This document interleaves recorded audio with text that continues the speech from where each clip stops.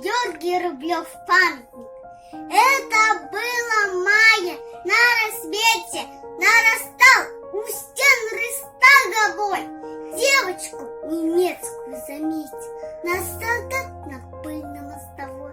У столба она дрожа стояла, голубые глаза застыл испуг, и куски свистя села металла, смерть и муки сяли вокруг. Вдруг он вспомнил, как прощаясь с лет, он свою дочурку целовал, а может быть, отец девчонки этой дочь его родную стреляла.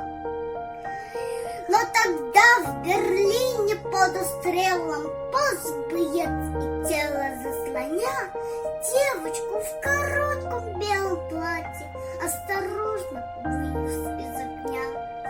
И погладив ласковой ладони, он ее на землю опустил, говоря, что утром маршал конь Сталину об этом доложил. Скольким детям возвратили детство, подарили радость и весну, рядовые армии советской, люди, победившие войну. И в Берлине праздничную дату было отметено, чтоб стоять века, памятник советскому солдату, девочка, спасенной на руках.